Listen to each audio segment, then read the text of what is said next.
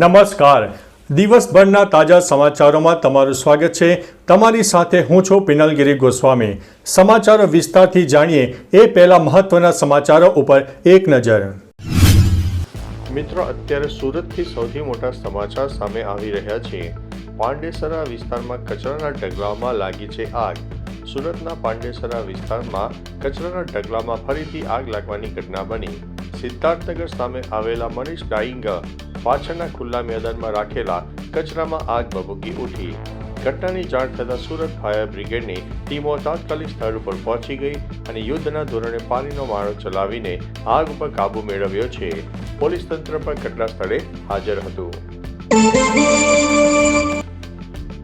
મિત્રો, ધોરાજીથી સૌથી મોટા સમાચાર સામે આવ્યા છે. ધોરાજીમાં કેનાલનું રિપેરિંગ કામ શરૂ થતાં ખેડૂતોમાં રોષ જોવા મળ્યો છે. રાજકોટ જિલ્લાના ધોરાજી તાલુકાના હળમતિયા ગામમાં ભાદર 1ની કેનાલનું રિપેરિંગ કામ ઉનાળા સમયે થવું જોઈએ તે અત્યારે ચાલુ છે, જેના કારણે ખેડૂતોમાં ભારે રોષ ફેલાયો છે. ખેડૂતોનો આક્ષેપ છે કે રવિ પાક માટે સિંચાઈની તાત્કાલિક જરૂરિયાત હોવા છતાં અત્યાર સુધી કેનાલમાંથી પાણી છોડવામાં આવ્યું નથી. તેઓ પોતાના કુવા કે બોરમાંથી પાણી લઈને ખેતરોમાં પાકને પાણી આપી રહ્યા છે. મિત્રો, ભિલોડા અને શામળાજીથી સૌથી મોટા સમાચાર સામે આવ્યા છે. ભિલોડાની આરજી બારોટ નર્સિંગ કોલેજના ટ્રસ્ટી દેવાંગ બારોટ દ્વારા એક આદિવાસી વિદ્યાર્થીને ઢોર મારવાની ઘટનાને તીવ્ર વિરોધનો જન્મ આપ્યો છે. આદિવાસી સમાજે 2 દિવસના બંધનું એલાન કરતા ભિલોડા અને શામળાજીના બજારો સજ્જડ બંધ રહ્યા હતા. વેપારીઓએ સ્વયંભૂ બંધને ટેકો જાહેર કર્યો છે. પોલીસે ત્વરિત કાર્યવાહી કરીને દેવાંગ બારોટની એટ્રોસિટી એક્ટ હેઠળ ધરપકડ પણ કરી છે.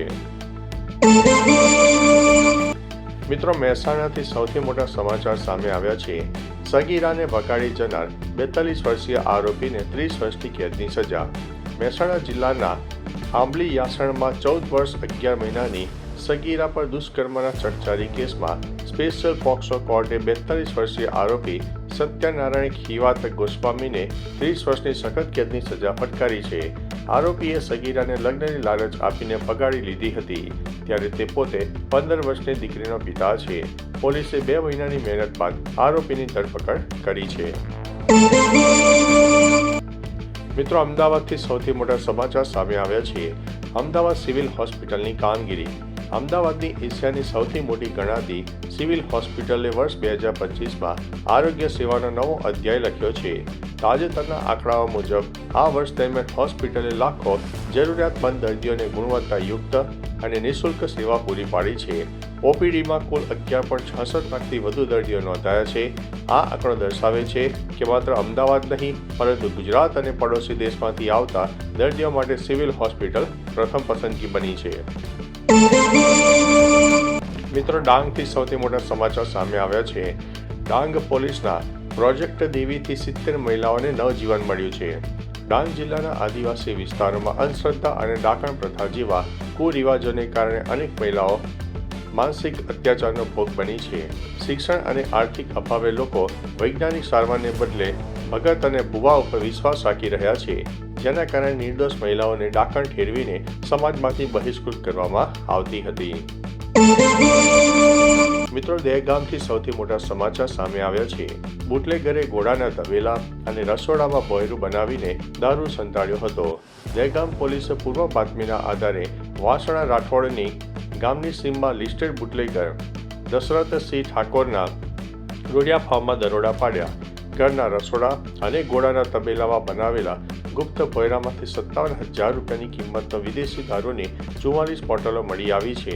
પોલીસે તાત્કાલિક કાર્યવાહી કરીને દારૂનો જથ્થો જપ્ત કર્યો છે અને કાયદેસરની કાર્યવાહી હાથ ધરી છે.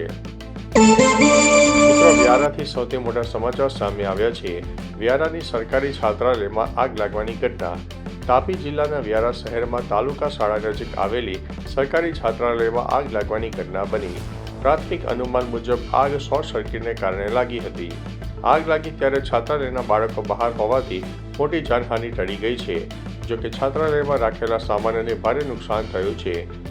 ફાયર બ્રિગેડની ટીમે તાત્કાલિક પહોંચીને આગ ઉપર કાબુ મેળવ્યો છે. મિત્રો, સોશિયલ મીડિયા પ્લેટફોર્મ એક્સ ફરીથી ડાઉન જોવા મળ્યું હતું. આ અઠવાડિયે તે બીજી વાર ડાઉન થયું છે. આ આઉટેજથી એપ્લિકેશન અને વેબસાઇટ બંને પ્રભાવિત થયા છે. બંને લોડ થવામાં નિષ્ફળ રહ્યા છે, જેના કારણે વપરાશકર્તાઓ પાસે ફક્ત ખાલી સ્ક્રીન રહી ગઈ.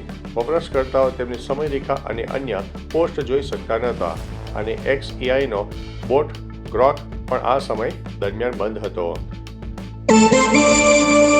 મિત્રો, મહારાષ્ટ્રથી સૌથી મોટા સમાચાર સામે આવ્યા છે. શાહી વિવાદ વચ્ચે ઈસીનો મોટો નિર્ણય. મહારાષ્ટ્ર રાજ્ય ચૂંટણી પંચે તાજેતરની જિલ્લા પરિષદ ચૂંટણીઓ દરમિયાન માર્કર પેન ઉપર મૂકવામાં આવેલા પ્રતિબંધ અંગે તપાસના આદેશ આપ્યા છે. આ વિવાદાસ્પદ નિર્ણયને કારણે મતદાન પ્રક્રિયાની પારદર્શિકતા પર અનેક સવાલો ઊભા થયા છે. ચૂંટણી કમિશને આ બાબતની ગંભીરતાની નોંધ લઈને આગામી 15 દિવસમાં વિગતવાર અહેવાલો રજૂ કરવા સૂચના આપી છે. તપાસનો હેતુ એ સ્પષ્ટ કરવાનો છે કે આ પ્રતિબંધ કોના આદેશથી લાદવામાં આવ્યો છે. મિત્રો, યુવતીને વાતચીત કરીને અમદાવાદના નિવૃત્ત વૃદ્ધને ફસાવ્યા. અમદાવાદના સેટેલાઇટ વિસ્તારમાં રહેતા એક નિવૃત્ત વૃદ્ધને સાયબર ઠગોએ ફસાવીને 1.40 કરોડ રૂપિયાની છેતરપિંડી કરી. શેર ટ્રેડિંગની લલચામણી જાહેરાત જોઈને વૃદ્ધ ફસાયા હતા. એક યુવતીએ મીઠી વાતો કરીને વિશ્વાસમાં લઈને નકલી ટ્રેડિંગ એપ ડાઉનલોડ કરાવી અને એપમાં ખોટા નફાના આંકડા બતાવીને વધુ રોકાણ કરાવીને તેમની જીવનભરની કમાણી બચાવી પાડી હતી. મહારાષ્ટ્રથી સૌથી મોટા સમાચાર સામે આવ્યા છે. પક્ષ ભલે ગમે તે હોય, સત્તા એક જ પરિવાર પાસે. મહારાષ્ટ્રના ડોંબવલીમાં માત્ર પરિવારના 3 સભ્યોએ એક જ વોર્ડમાંથી 3 અલગ અલગ પક્ષો તરફથી ચૂંટણી લડીને ઐતિહાસિક જીત મેળવી છે. પ્રહલાદ માત્રે MNS, રેખા માત્રે શિવસેના અને રવિન માત્રે બીજેપી પોતપોતાના પક્ષો માટે જીત્યા. આ ઘટના સ્થાનિક સ્તરે પરિવારના પ્રભાવને ઉજાગર કરે છે. વધુમાં જલગાંવ મ્યુનિસિપલ કોર્પોરેશનમાં શિવસેનાની ટિકિટ ઉપર એક જ પરિવારના 3 સભ્યો જીત્યા છે. મિત્રો, દિલ્હીથી સૌથી મોટા સમાચાર સામે આવ્યા છે. દિલ્હીની હવા ફરીથી ઝેરી બની છે. દિલ્હીની હવા ખૂબ જ ખરાબ સ્તરે જોવા પહોંચતા CAQMએ દિલ્હી NCRમાં ગ્રેપ 3 પ્રતિબંધો લાગુ કર્યા છે. CAQMએ જણાવ્યું છે કે આગામી દિવસોમાં હવા ગંભીર બનવાની શક્યતાને ધ્યાનમાં રાખીને ગ્રેપ તબક્કો 3 અમલમાં મુકાયો છે. આ મહિનાની શરૂઆતમાં હવા ગુણવત્તા સુધારતા ગ્રેપ 3 પ્રતિબંધો હટાવી લેવાયા છે. ડિસેમ્બરની શરૂઆતમાં હવા અત્યંત ઝેરી બનતા ગ્રેપ 4 પગલાં લાગુ કરાયા છે. મિત્રો, આણંદની વિદ્યાર્થિનીને પ્રતિષ્ઠિત PM ફેલોશિપ મળી છે. SPUની સંશોધક વિદ્યાર્થિની વિધિ સિંહને ભારત સરકારની પ્રતિષ્ઠિત PM ફેલોશિપ એનાયત કરવામાં આવી છે. CIIANRF દ્વારા સંચાલિત આ ફેલોશિપ માટે ગત 22 નવેમ્બરના 2025ના રોજ એપેક્સ કાઉન્સિલની બેઠકમાં દેશભરના સંશોધકોમાંથી વિધિસીની પ્રતિમા, પ્રોજેક્ટની ઉપયોગિતા અને ઉદ્યોગ સાથેના સહયોગને આધારે પસંદગી કરવામાં આવી હતી. તો ચાલો મિત્રો, ફરીથી દેશ અને દુનિયાના સુપરફાસ્ટ સમાચાર લઈને મળતા રહીશું. ત્યાં સુધી અમને રજા આપશો. નમસ્તે.